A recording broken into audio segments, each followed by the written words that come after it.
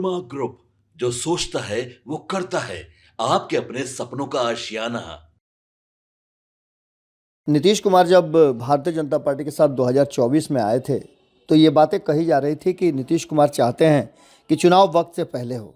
लेकिन अब जो वर्तमान स्थिति सामने आ गई है, उस स्थिति को देखते हुए ऐसा लग नहीं रहा था कि नीतीश कुमार की बात भारतीय जनता पार्टी मानेगी और भारतीय जनता पार्टी अपने पैर पर अपने कुल्हाड़ी मारेगी कि वो जब प्रधानमंत्री बनाने के लिए नरेंद्र मोदी को चुनाव लड़ रही है तो ऐसे स्थिति में नीतीश कुमार को उसमें शामिल करेगी। खैर, चुनाव तो नहीं हुआ, लेकिन अब जबकि सब कुछ ठीक ठाक होने की बात की जा रही है तो बिहार में जल्द विधानसभा चुनाव कराने की बातें अब जोर से चर्चा में आ गई हैं।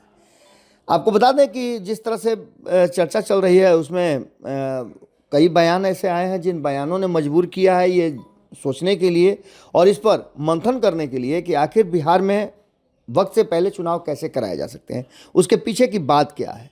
बिहार में विधानसभा चुनाव की तैयारियां हालांकि 8 महीने बाद हो रही हैं।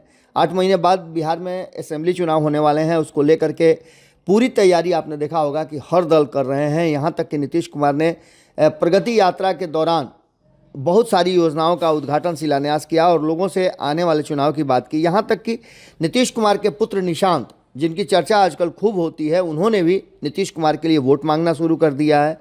तो आपको बता दें कि अक्टूबर-नवंबर में होने वाले चुनाव को आखिर वक्त से पहले क्यों कराया जाएगा।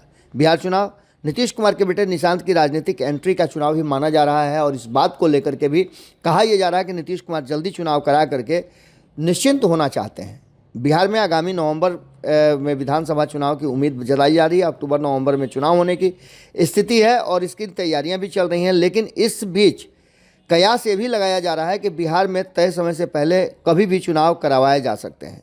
इस बीच मुख्यमंत्री नीतीश कुमार के करीबी मंत्री ने एक बयान दिया है और उन्होंने बिहार में कभी चुनाव कराए जाने को लेकर के बड़ा इशारा किया है। विजय कुमार चौधरी नीतीश कुमार के करीबियों में से एक हैं, अत्यंत करीबी माने जाते हैं।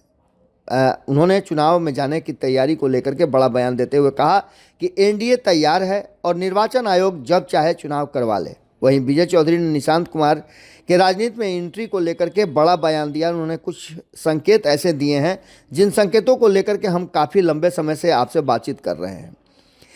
एक दिन पहले भी आपने देखा कि निशांत जब दिल्ली से लौटे, हमने भी आपको बताया था कि अचानक नीतीश कुमार ने निशांत को दिल्ली से क्यों बुलाया। प्रगति यात्रा समाप्त करने के बाद नीतीश कुमार लगातार अपने लोगों से बात कर रहे हैं, मीटिंग का दौर चल रहा है, कई राउंड की मीटिंग हो गई और इस मीटिंग के बाद जबकि आपको ये भी पता है कि विजय कुमार चौधरी नीतीश कुमार के आज के डेट में सबसे करीबी हैं। पूरे प्रगति यात्रा के दौरान साए की तरह वो नीतीश कुमार के साथ घूमे हैं। बिहार की राजनीति में मुख्यमंत्री नीतीश कुमार के बेटे निशांत की एंट्री को लेकर के काफ़ी चर्चा चल रही है और इसके लेकर पिछले कुछ दिनों से काफ़ी हलचल भी है। लगातार बयान सामने आ रहे हैं और इस बात को लेकर के जदयू के नेता निशांत कुमार की राजनीति में एंट्री की बातों को लेकर के अब मुखर होकर बोलने लगे हैं। जाहिर है कि मुख्यमंत्री नीतीश कुमार के बेटे निशांत की राजनीति में आने के को लेकर के बिहार में सियासी गहमा गहमी है और इसी बीच में आपको बता दें कि एक दिन पहले भी आपने देखा होगा कि जनता दल यूनाइटेड के जो मुख्य प्रवक्ता हैं नीरज कुमार ने भी उनकी तुलना करते हुए तेजस्वी यादव से उनको सुपर बताया। वाकई में निशांत कुमार बिहार की राजनीति में आने वाले हैं। इस बात को लेकर के अभी तक कोई खुलासा तो नीतीश कुमार की तरफ से नहीं हुआ, लेकिन उनकी एक्टिविटी बता रही है कि कहीं ना कहीं कुछ तो बात जरूर है।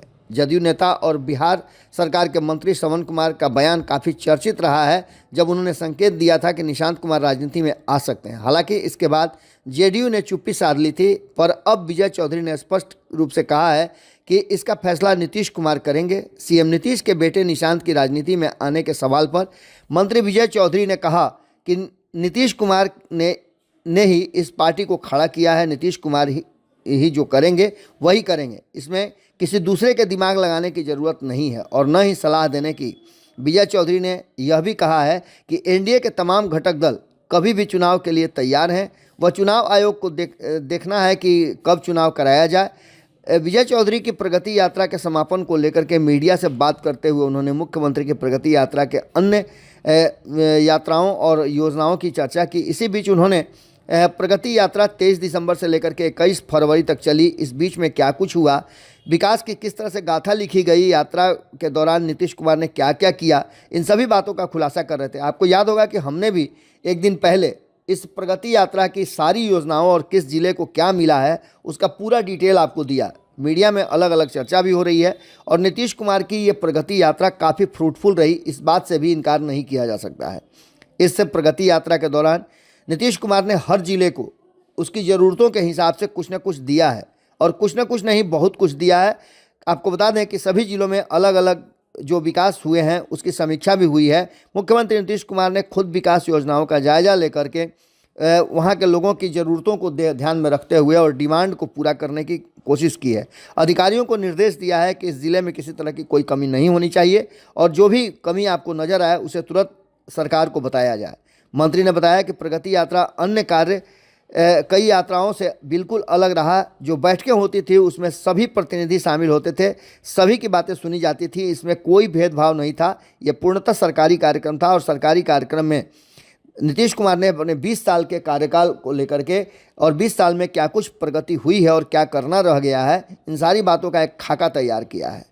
आपको बता दें कि घोषणा के तुरंत बाद इसे कैबिनेट से मंजूरी भी दिलाई जाती थी। इस यात्रा का सबसे असल पहलू ये रहा है कि आने वाले दिनों में इसका असर बहुत तेज़ी से दिखेगा।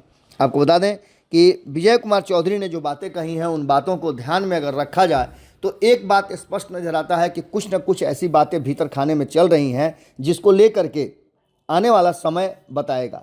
आपको बता दें कि इसी बीच में मनीष कुमार काफ़ी एक्शन में आ गए हैं। मनीष कुमार नीतीश कुमार के करीबियों में से एक माने जाते हैं और सबसे विश्वास पात्र हैं। आपने देखा होगा कि मनीष कुमार को संगठन का कार्य दिया गया है और संगठन के कार्य को वो बहुत ही बिना किसी शोरगुल के भीतर ही भीतर काफ़ी तेज़ी से कर रहे हैं। काफ़ी सुलझे हुए व्यक्तित्व के व्यक्ति हैं। ये भी आपको बता दें कि मनीष कुमार ने जिस तरह से अपनी शुरुआत की है और जिस तरह से वो रणनीति बना रहे हैं वो आने वाले चुनाव में तो देखने को मिलेगा ही। इसके साथ साथ जनता दल यूनाइटेड के एकजुटता और संगठनात्मक दृष्टि से भी काफ़ी महत्वपूर्ण बताया जा रहा है। इसी तरह की बातें आप आरसीपी सिंह में देखे होंगे कभी, लेकिन उनसे भी ज़्यादा, चूँकि आरसीपी सिंह को कहा जाता था कि वो एरोगेंट है, लेकिन मनीष कुमार के बारे में कहा जाता है वो बहुत ही सहज सहृदय और वाक्पटुता के धनी माने जाते हैं। इन सारी बातों को लेकर के उन्होंने जिस तरह से सामंजस्य बिठाया है और गुटबाजी को समाप्त करने का एक बड़ा काम किया है, अभी उसमें लगे हुए हैं, ये सारी बातें नीतीश कुमार को बहुत पसंद आ रही हैं। नीतीश कुमार ने जनता दल यूनाइटेड को बनाया है, उसे सींचा है और आगे भी जनता दल यूनाइटेड पूरी मजबूती के साथ खड़ा रहे, उसकी पहचान अपने विशेष कार्यों से लगी रहे, बनी रहे, इसको लेकर के उन्होंने मनीष कुमार को एक बड़ी जिम्मेवारी दी थी। मनीष कुमार के आने के बाद से पार्टी के भीतर भी एक कहा जाए तो बहुत ही ज़्यादा लोगों में भरोसा जगा है। नीतीश कुमार की शैली में काम करने वाले मनीष कुमार बहुत ही बेहतर काम कर रहे हैं और इसको लेकर के भी आपको बता दें कि पार्टी के भीतर चर्चाएँ तेज हैं। अब देखना दिलचस्प होगा कि नीतीश कुमार क्या करते हैं। मनीष कुमार के माध्यम से निशांत की एंट्री कराते हैं और निशांत की एंट्री को लेकर के क्या वक्त से पहले चुनाव कराए जा सकते हैं, इन सभी बातों पर चर्चाएं हो रही हैं। हम आपको बताया कि 48 घंटे बहुत भारी हैं, कल ही हमने आपको बताया था। अब 24 घंटे और बच गए हैं। प्रधानमंत्री नरेंद्र मोदी जब आएंगे उनसे बातचीत होगी, उनके मंच पे जब नीतीश कुमार होंगे, नीतीश कुमार किस तरह के बयान देते हैं और प्रधानमंत्री के जाने के बाद नीतीश कुमार का बॉडी लैंग्वेज क्या होता है, कौन से फैसले लेते हैं, ये बड़ा ही महत्वपूर्ण होगा और ये 24 घंटा बिहार की राजनीति के लिए बहुत ही महत्वपूर्ण है। हमारी नज़र पूरी घटनाक्रम पर बनी हुई है, पटना से लेकर के भागलपुर तक, मुख्यमंत्री से लेकर के प्रधानमंत्री तक के बयान, उनके हाव भाव और उनकी एक्टिविटी पर हमारी नज़र बनी हुई है। बिहार में होने वाली हर छोटी बड़ी घटना हम आप तक सबसे पहले पहुंचाते हैं। ये काम हम निरंतर जारी रखेंगे। बहुत बहुत धन्यवाद। नमस्कार। आपके सपनों को हमने सजाया है, ई होम्स पैनोरमा को हमने बनाया है। ई होम्स मेरा एक सपना था जिस पे मैं पिछले 4 साल से काम कर रहा था। हमने जो बनाया है वो सबने है माना। ई होम्स पैनोरमा में हो आपका भी आशियाना। और फाइनली हमने 2021 में इस प्रोजेक्ट को लॉन्च किया। बहुत लोग अप्रिशिएट कर रहे हैं कि पूर्णिया जैसे शहर में, बिहार के, एक तो बिहार की बात करें उसमें भी पूर्णिया जैसे छोटे जगह में इस तरह का लाइफस्टाइल देना, ये सुन के हम लोगों को बहुत अच्छा लगता है। ई होम्स में हमने कुछ और भी किया है, जैसे हम जिस जगह में रह रहे हैं हमारे फैमिली सिक्योर हो, उनको सिक्योरिटी का ध्यान में रखा है।